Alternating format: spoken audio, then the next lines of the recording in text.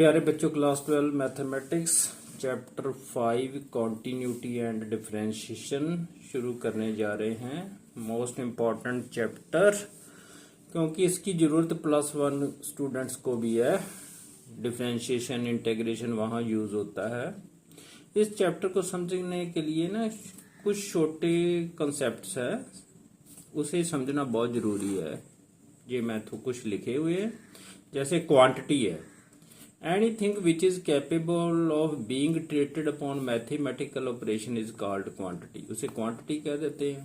जैसे 7, 8, 11, x, y, these are all quantities। Mathematical operations होते हैं प्लस, माइनस, मल्टीप्लिकेशन, डिवीजन, ऐसे फ्रैक्शंस वगैरह बीच में आती हैं। ये मेनली मैथमेटिकल ऑपरेशंस है। क्वांटिटीज दो तरह की है। कांस्टेंट क्वांटिटी है जो सेम वैल्यू होती है, जिसकी वैल्यू बदलती नहीं, जैसे 2, 3, पाई, ई, इनकी वैल्यू सेम रहती है। इन्हें हम कांस्टेंट क्वांटिटीज कहते हैं। और भी हो सकती है, इनफाइनाइट है ये तो। वेरिएबल क्वांटिटीज जिनकी वैल्यू हम बदल सकते हैं, जैसे X, Y. For example y = 3x + 4 लिखा हमने। x and y have different values, so x and y are variables. आगे बारी फंक्शन की। फंक्शन के बारे में आपने पढ़ा, 1 फंक्शन, ऑन टू फंक्शन ये पढ़े होंगे आपने। If corresponding to any given value of X there exist a single definite value of Y, then Y is called a function of X. हूँ इसमें जरा ध्यान से देखो, इसे लिखते हैं ऐसे y = f(x), इसे ऐसे भी लिखते थे y = gx, hx, ऐसे भी लिख सकते हो आप, जैसे मर्जी लिख लो। f जरा इजी है, फंक्शन ऑफ x। इसका मतलब x इंडिपेंडेंट वेरिएबल है, y है जो x पर डिपेंडेंट है। आगे डिपेंड करती है इस फंक्शन की कंडीशन कौन सी लगी हुई है। इस डेफिनेशन को हम ऐसे भी एक्सप्लेन कर सकते हैं, फंक्शन इज अ रूल और law that defines a relationship between one a variable, independent variable हो गया, and another variable, dependent variable, y dependent variable हो गया। अब अच्छी तरह समझे, जैसे एरिया ऑफ सर्कल है ये, a = f = πr²। और जहां r है, r इंडिपेंडेंट क्वांटिटी है। अगर मैं रेडियस को चेंज करता जाऊं, जो फार्मूला ना सर्कल का, एरिया ऑफ सर्कल का, r को 1 पुट करूं, फिर 2 पुट करूं, 3, 4, so on ऐसे पुट करता जाऊं, तो एरिया चेंज होता जाता है। एरिया a पहले पाई आ गया, पाई की वैल्यू पुट कर लो, पाई × 1 पाई। फिर एरिया अगर r की वैल्यू 2 हो तो एरिया बन जाता पाई × 2 का स्क्वायर, 4 पाई। इसका मतलब ये वैल्यू जो a है, ये है डिपेंडेंट वेरिएबल, तो जो r है, तो r है इंडिपेंडेंट वेरिएबल। r की वैल्यू चेंज करने से जो a की वैल्यू है चेंज होती जाती है, तो फिर r is independent variable, a is dependent variable. हुण a is a function of r, केड़ी कंडीशन है नाल आगे लगी है πr², ये सैटिस्फाई होनी चाहिए। इसमें हमें वैल्यू पुट करनी है। आगे ऐसे भी लिख सकते हैं y = f(x). ये फॉर एग्जाम्पल x³ - 3x + 2, आप इसमें वैल्यू पुट करते जाओ, x की वैल्यू डिफरेंट पुट करते जाओ, तो आपको y की वैल्यू मिलती जाएंगी। These are the examples of function. आगे आ गया domain of a function. Domain किसे कहते हैं? Domain of a function is the set of all input values over which the function is defined for outputs. Input value, जैसे ये example ले लेते हैं, f(x) = x² for is all real number. अब x की वैल्यू कोई भी put करते जाओ, 1, 2, 3, 4, 5, ऐसे जितनी मर्जी, चाहे रियल रैशनल नंबर पुट कर लो, इरेशनल नंबर पुट करो, आपको कोई ना कोई वैल्यू मिलेगी। और सारी वैल्यूज केड़ी ने? रियल नंबर्स आएंगी। जैसे f(x) आपने 1 पुट कर दिया, 1 का स्क्वायर 1 आ गया। अगर x की वैल्यू आपने -2 पुट कर दी, तो f(x) कितना आ गया? -2 का होल स्क्वायर 4 आ गया। तो ये सारे कौन से नंबर आ रहे हैं? Real numbers. तो इधर डोमेन केड़ा बन गया? The set of all real numbers. उसलिए फंक्शन द ये डोमेन बन गया। डोमेन वही आ गया, सारी जो भी नंबर आने हैं जे ते डिफाइन होएगा, जे फंक्शन डिफाइन होगा, that is the domain of that function.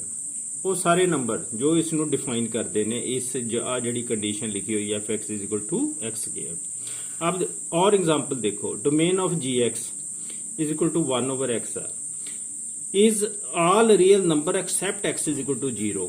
देखो इसे समझे, जैसे मैंने एक्स की वैल्यू जहां 2 पुट कर दी तो जी ऑफ 2 कितना बन गया, 1/2 बन गया ना। A real number is a real number. ऐसे आप x3 पुट कर दो तो जी ऑफ 3 कितना बन गया, 1/3 बन गया। ये भी real number is real number. अगर आप जहां वैल्यू 0 पुट कर देते हैं, मान लो x is equal to 0 put कर देते हैं, g इज इक्वल g0, तो अब 1/0 that is not defined. Not defined ऐसी तो कोई वैल्यू होती नहीं, ये तो डिफाइंड नहीं, जहां नहीं ये होल्ड कर दीजिए कंडीशन। इसका मतलब जो इसका डोमेन है gx का, वो jx इज इक्वल टू 0 नहीं है, ये वैल्यू इसमें नहीं होल्ड करेगी। तो क्या डेफिनेशन बन गई, फिर क्या बढ़िया, domain of gx is equal to 1 हो गए। ऑल रियल नंबर, ये नंबर छोड़ना पड़ेगा हमें, except x is equal to 0। बाकी जो वैल्यू मर्जी पुट करोगे, जेड़ा मर्जी रियल नंबर पुट करोगे जहां, तो उसमें जो g की वैल्यू आएगी और केड़े कौन से नंबर आएंगे, सारे रियल नंबर्स। इसका मतलब ये फंक्शन किसमें डिफाइन होगा, in all set of real numbers ये फंक्शन डिफाइन होगा। ये बात तो जहां डोमेन की कर रहे थे हम, तो जो domain is of a function is the set of all input values और which the function is defined. वो वैल्यू सारियां जिहदे च फंक्शन डिफाइन हो रहा है। अब मुझे उम्मीद है आपको समझ लगी होगी। अब बारी आ गई limits of a variable. If x approaches a constant. Limits का मतलब आपको पता ही है, कोई लिमिट हम लगा देते हैं, एक्स हमने 2 किलोमीटर तक जाना तो ये लिमिट बन गई, 3 किलोमीटर तक जाना ये लिमिट है। आप तुरते जा रहे हैं, सड़क पर जा रहे हैं, 2 kilometre, 3 kilometre, 30 kilometre, that is the limit.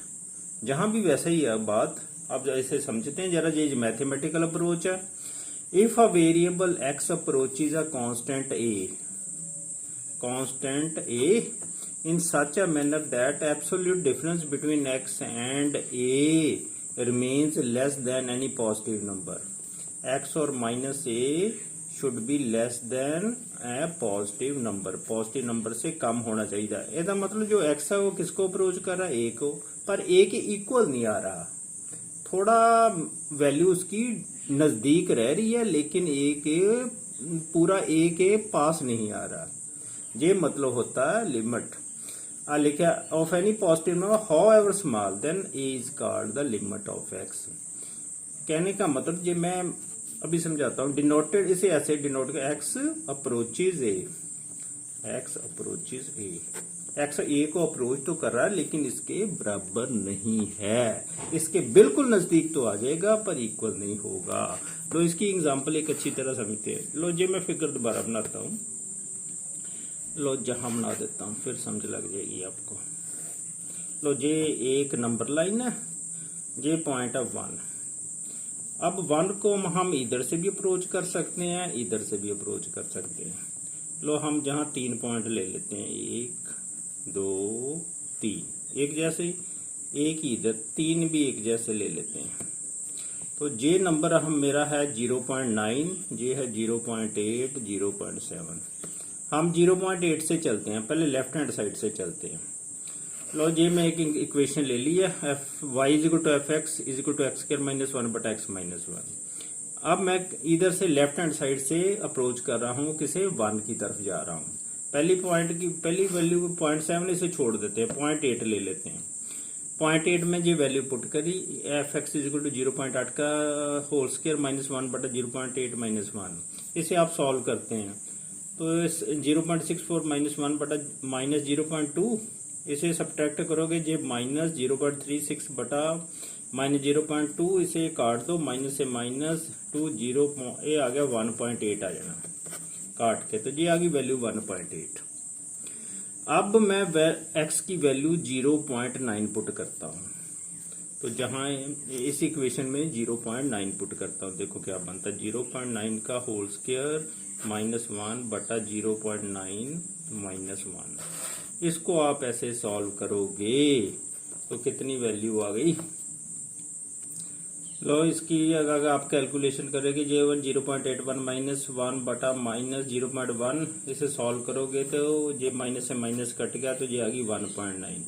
इसका मतलब जो जो हम वैल्यू बढ़ाते जा रहे हैं, पहले 0.8 पुट की फिर 0.9, तो इधर अप्रोच कर रहे हैं, एक की तरफ अप्रोच कर रहे हैं।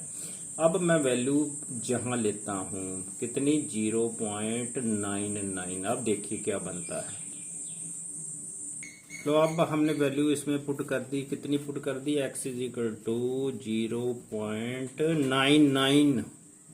तो एफ एक्स की वैल्यू कितनी आ गई 0.99 का होल स्क्वायर माइनस 1 बटा 0.99 माइनस 1, इसे सॉल्व करोगे तो ये वैल्यू बन जाती है 1.99।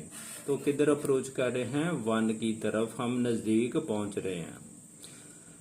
तो ये हम लेफ्ट हैंड साइड की तरफ बढ़ रहे थे 1 की तरफ, ऐसे ही हम राइट हैंड साइड की तरफ भी आगे बढ़ रहे हैं, बढ़ते हैं। लो जहां वैल्यू ले लेते हैं 1.3, 1.2, 1.1, तो इसके बीच में भी एक वैल्यू ले लेंगे जहां, तो लो पहले 1.3 तो छोड़ देते हैं, 1.2 वैल्यू लेते हैं। अब वैल्यू x.1.2, अब हम राइट से लेफ्ट की तरफ आ रहे हैं, इस डायरेक्शन में आ रहे हैं। अब देखें क्या, ये वैल्यू 1.2 हमने जहां पुट की इस इक्वेशन में, तो ये बन जाएगा 1.2 का होल स्क्वायर माइनस 1 बटा 1.2 माइनस 1, तो इसको सॉल्व करेंगे तो ये वैल्यू बन जाएगी 2.2। अगर x 1.1 पुट करेंगे, ये 1.2 पुट करने से ये वैल्यू बनी है। अब और नजदीक चलते हैं, कहाँ पहुंच गए 1.1 भाई, इधर मूव कर रहे हैं इस डायरेक्शन में। तो ये वैल्यू एफ एक्स 1.1 का होल स्क्वायर माइनस 1 बटा 1.1 माइनस 1, इसे सॉल्व करेंगे तो ये वैल्यू बन गई 2.1, और नजदीक आ गए एक की तरफ। अब 1.01 वैल्यू पुट करते हैं, तो एफ एक्स की वैल्यू आ गई 1.01 का होल स्क्वायर माइनस 1 बटा 1.01 माइनस 1, तो ये वैल्यू बन गई 2.01। लो इस नंबर लाइन से तो हमने केवल वैल्यूज ऐड कराई है, लेफ्ट हैंड साइड से भी और राइट हैंड साइड से भी, ये तो वैल्यू पुट की है। तो जरा ध्यान से देखो, अगर लेफ्ट हैंड साइड से हम वैल्यू इधर से इधर की तरफ इसमें देते हैं, वैल्यूज डिफरेंट वैल्यूज पुट करते हैं, तो जो वैल्यू किधर अप्रोच कर रही है, 2 की तरफ अप्रोच कर रही है जी वैल्यूज। तो 1.99 किसके करीब है, अप्रोच इज 2। अगर मैं राइट हैंड साइड से चलता हूं, इधर से वैल्यू इसको देता हूं, जैसे 1.2 फिर 1.1, 1.01 राइट से लेफ्ट की तरफ, तो वैल्यू कैसे अप्रोच कर रही है 2.2, 2.1, 2.01, फिर 2 की तरफ अप्रोच कर रही है।